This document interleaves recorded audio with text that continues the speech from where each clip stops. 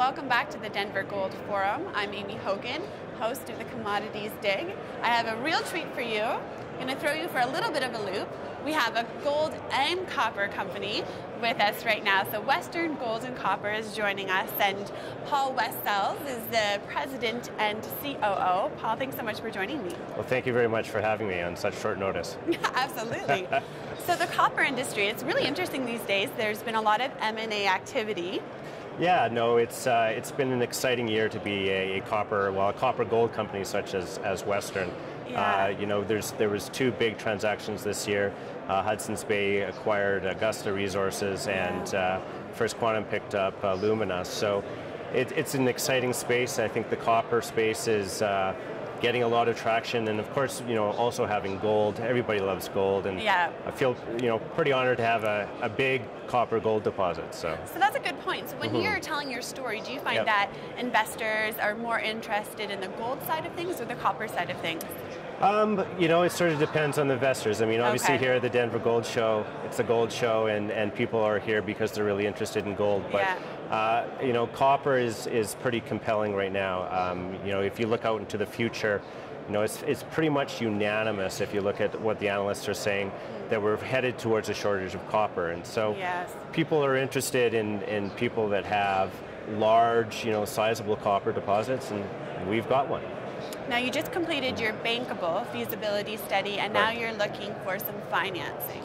That's correct. Well, we finished our bankable feasibility study a little over a year ago now, in the permitting process right now. So the next step, we've got the feasibility study done, we're in the permitting process. The next step is really to line up financing. And so we're going to initiate that in sort of the next 6 months, and really the first focus that we're going to have is really trying to find a good strategic partner, likely someone that's interested in the offtake that would be buying the concentrate from the mine.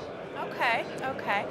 What about joint ventures? Are you looking at that as an option? Yeah, I mean, we look at these companies to come in, have part of the project ownership, and also get the offtake on the concentrate. And we've done a couple things to sort of help facilitate that. We've recently hired M3 Engineering. I was just going to ask you about that. Very interesting.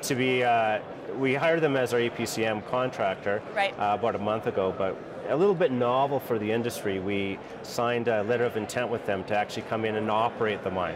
So the idea is that they'll come in, they'll do the engineering, they'll build the mine, they'll commission the mine, and then they'll stay there for maybe the next 4 years, operate the mine until everything is paid back, and then we can continue on from there. Now, is that based on the fact that the model is changing a little bit for junior mining companies? Before, you would find a great asset, build it up, pump up your story, and then you'd get bought out, and you didn't have to bring it into production. And now we're seeing a little bit of a shift in the strategy.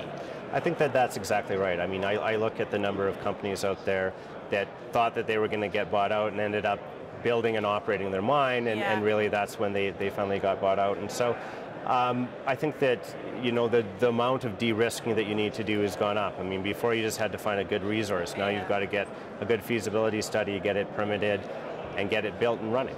Okay. Yeah. And how is everything in the Yukon right now? Great, you're working on your environmental permitting process. Is that going smoothly? It's going well. Yeah. Okay. No, I mean, the Yukon is it's a great place to be. We love being in the Yukon. Mining represents, I think, 20% of the GDP, so you get a lot of attention with a big mining project. And the track record in the Yukon is about 2.5 years to get a mine permitted. We've been there since the beginning of the year, so we're almost halfway done, and expect to be in a position to start construction in 2016. Any good wildlife stories? We definitely definitely have seen a few bears and a few.